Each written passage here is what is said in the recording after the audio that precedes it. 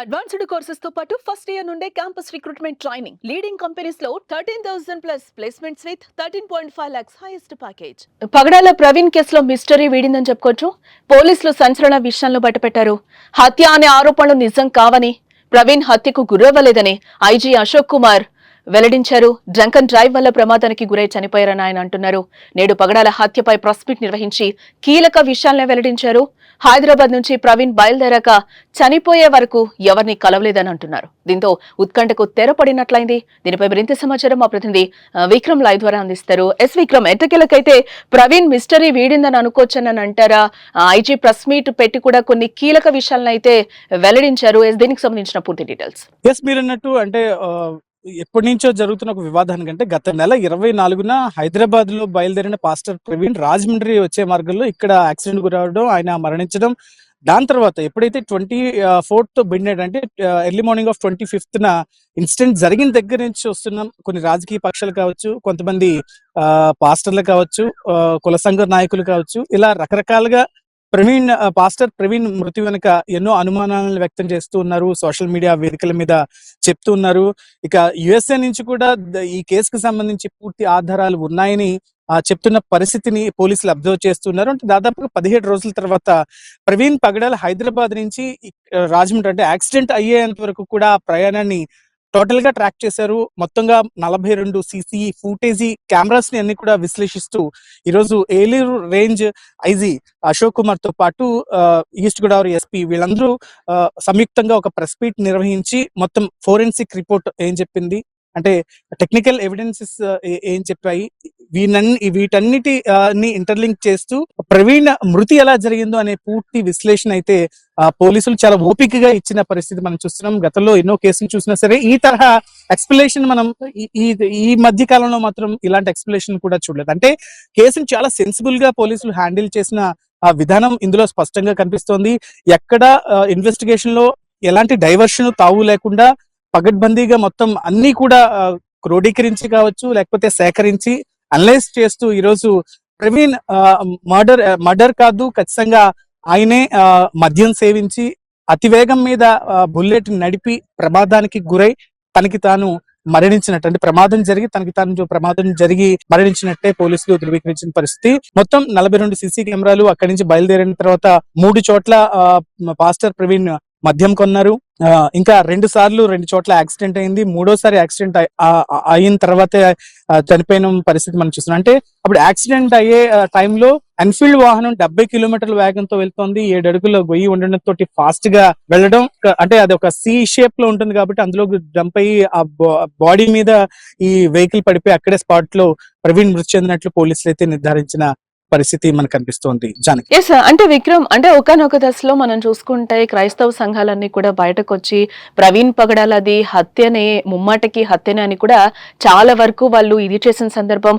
Tea కొట్టుకు వెళ్ళినప్పుడు కూడా అక్కడ పర్సన్ ని కూడా నువ్వెందుకు చెప్పావని కూడా ఆ అబ్బాయిని కూడా క్వశ్చన్ చేసిన పరిస్థితిని మనం చూసాం. ఆ సీసీ ఫుటేజ్ లన్నీ కూడా అదొక పెద్ద డ్రామా, ఎవరినో పెట్టారు, చనిపోయే టైంకి కూడా ఎవరినో నడిపించారు, మద్యం కొనలేదని చెప్పి రకరకాలుగా, అంటే ఎవరికి ఇష్టం వచ్చినట్టు వాళ్ళు మాట్లాడిన సందర్భం కూడా మనం చూసాం. ఫోరెన్సిక్ రిపోర్ట్ వచ్చిన తర్వాతే మాట్లాడాలని కూడా ఒక వర్గం మీడియా కూడా అనుకున్నది. ఈ రోజు ఎట్టకేలకైతే ఫోరెన్సిక్ రిపోర్ట్స్ కూడా వచ్చిన పరిస్థితి కనిపిస్తుంది. వీటన్నిటికీ ఇంకా తెర దించినట్లు అనుకోవచ్చు అంటారా? ఈ రోజు క్రైస్తవ సంఘాలన్నీ కూడా ఏం చెప్తాయంటారు? ఖచ్చితంగా వీటన్నిటికీ కూడా పోలీసులు ప్రెస్ మీట్ చూస్తే తెరపడినట్టే మనం భావించవచ్చు. ఎందుకంటే పూర్తి స్థాయిలో పోలీసులు విశ్లేషణ చేసిన పరిస్థితి ఈ కేసులో మనకి కనిపిస్తోంది. అయితే కొంతమంది కావాలనే దీన్ని డైవర్ట్ చేసి లేకపోతే స్వలాభం కోసం వాడుకున్నట్లు తప్పుడు ప్రచారం చేస్తూ సోషల్ మీడియా వేదికల మీద వీళ్ళు ప్రజెంట్ చేసిన అన్ని కూడాను మనకి ఇలాగే కనిపిస్తున్నాయి. కాబట్టి దీనికి సంబంధించి పోలీసులు ఫస్ట్ అంటే 25th వాళ్ళు ఒక ప్రెస్ నోట్ రిలీజ్ చేశారు. ఎవరు కూడా అవాస్తవాలు స్ప్రెడ్ చేయొద్దు, అంటే ద్వారా అల్లర్లు సృష్టించే ప్రయత్నం చేస్తే ఖచ్చితంగా వారి మీద క్రిమినల్ చర్యలు తీసుకుంటామని పోలీసులు, అంటే ఆ రోజు ఎస్పీ కూడా ఒక ప్రెస్ మీట్ రిలీజ్ చేసాం. అది ఎక్స్క్లూజివ్ గా మనం సుమన్ టీవీలో కూడా చూపించిన పరిస్థితి. అయితే ఇక్కడ చూడొచ్చు మనం ఈ కేసుకు సంబంధించి మొత్తం 11 రకాలుగా 11 మందిని ఫైండ్ అవుట్ చేశారు. అందులో ఒకరిని అదుపులోకి తీసుకున్నారు. మిగతా వాళ్ళు అంటే అబ్రాడ్ లో కూడా, అంటే యుఎస్ నుంచి కూడా కొంతమంది మాట్లాడుతున్నారు. ఇది ఖచ్చితంగా ఒక కుట్రపూరితంగా ఒక మర్డర్ జరిగింది. ఆయన చెప్తున్నది అన్ని కూడా కట్టు కథలుగా ఈ పోలీస్ చూసిన తర్వాత అయితే తెలుస్తుంది. అయితే అంటే ఎవరైతే మీడియా ముందుకు వచ్చి మాట్లాడుతున్నారో, వాళ్ళ డౌట్స్ ని ఎక్స్ప్రెస్ చేస్తున్నారో వాళ్ళకి ఫస్ట్ నుంచి మేము చెప్తున్నాం, మీ దగ్గర ఆధారాలు ఏమైనా ఉంటే మాకు సమర్పించండి. ఖచ్చితంగా మా దర్యాప్తులో, మేము చేస్తున్న దర్యాప్తులో మీరిచ్చిన ఆధారాలు కూడా తీసుకుని ఇన్వెస్టిగేషన్ మేము పోలీసులు మొదటి నుంచి చెప్పారు. ఆయన యాక్సిడెంట్ అవడం అంటే విజయవాడలో కూడా ఆయన్ని ఒక సిఐ చూసి మీ పరిస్థితి బాగా నీరసంగా ఉన్నారు, అందుకొని ఉండొచ్చు కదా అంటే ఆయన్ని ఆంబర్చారు. అక్కడ ఒక ఛాయ్ తీసుకొని ఆ పోలీసు కొంచెం పక్కకు వెళ్ళిన తర్వాత అక్కడి నుంచి విజయవాడ రామవరపాడు రింగ్ నుంచి నేరుగా మనకి రావడం. ఏలూరు దగ్గర కూడా చూడొచ్చు, బండిని క్లియర్ గా మనకి చూపించారు. హెడ్ లైట్ అప్పటికే మనకి పోయింది. ఓన్లీ రైట్ సైడ్ బ్లింకర్ తోటి ఆయన ఏలూరులో కూడా ఒక మద్యం షాప్ లో మద్యం కొనుగోలు చేసిన తర్వాత కొవ్వూరుకు చేరుకోవడం. అక్కడి నుంచి ఆ టోల్ ప్లాజా అంటే ఫైనల్ టోల్ ప్లాజా లో కూడా మనం చూస్తున్నాం. అంటే ఆయన ప్రాపర్ గా వెహికల్ ని హ్యాండిల్ చేయలేకపోతున్నారు. హెడ్ లైన్ పూర్తిగా డ్యామేజ్ అయిపోయింది. ఓన్లీ రైట్ కలర్ అంటే రైట్ సైడ్ ఉన్న బ్లింకర్ ని వేసుకుని ఆయన అక్కడి నుంచి వెళ్ళడం అదే లాస్ట్. అంటే యాక్సిడెంట్ అయ్యే 10 నిమిషాల ముందు మనకి ఫుటేజ్, దాని తర్వాత కరెక్ట్ గా 11:41-42 ప్రాంతంలో ఈ యాక్సిడెంట్ జరిగినట్లయితే పోలీసులు నిర్ధారించారు.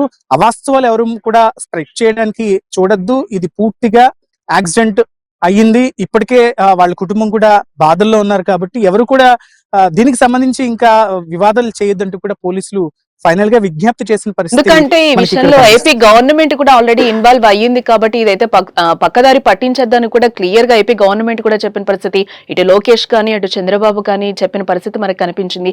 ఎస్, మొత్తంగా అయితే ఈ ఫోరెన్సిక్ రిపోర్ట్ కి సంబంధించి ఏమైనా కుటుంబ సభ్యులు స్పందించే అవకాశం ఉందని అనుకోవచ్చు అంటారా? ఇక అంటే పోలీసుల వెర్షన్ చూసిన తర్వాత ఫైనల్ గా వాళ్ళు ప్రతి మినిట్ టు మినిట్ అంటే ప్రతి ఫుటేజ్ వివరిస్తూ అసలు ఏం జరిగింది ఏంటో ఎక్స్ప్లెయిన్ చేశారు కాబట్టి ఈ పాటికే వాళ్ళ ఫ్యామిలీ మెంబర్స్ తోటి పోలీసులు కూడా మాట్లాడారు. ఆయనకి ఉన్న ఆహారపు అలవాట్లు కావచ్చు, అంటే ఏంటి ఆయనకున్న అలవాట్లు ఏంటి అవన్నీ కూడా వాకప్ చేశారు.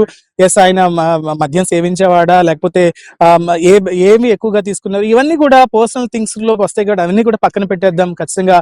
అయితే వాళ్ళ కుటుంబ సభ్యులతో కూడా మాట్లాడిన తర్వాత అన్ని కూడా నిర్ధారించుకుని ఇవి చేస్తున్నాం. వాళ్ళు కూడా, ఎందుకంటే మనం చూసాం ప్రవీణ్ పగడాల్ వాళ్ళ మిసెస్ మీడియా ముందుకు వచ్చి ప్రభుత్వం చేస్తున్న ఇన్వెస్టిగేషన్ మీద పూర్తి నమ్మకం మాకుందంటూ కూడా ఆ రోజు ఆవిడ చెప్పారు. నాకు తెలిసి ఇంకా ఫర్దర్ గా ఆ ఫ్యామిలీ నుంచి ఏది మీడియా ముందుకు ఏది రాదు అని పోలీసులు చెప్తున్న దాన్ని బట్టి మనకు అర్థమైన పరిస్థితి కనిపిస్తుంది. Right Vikram, thanks for the update.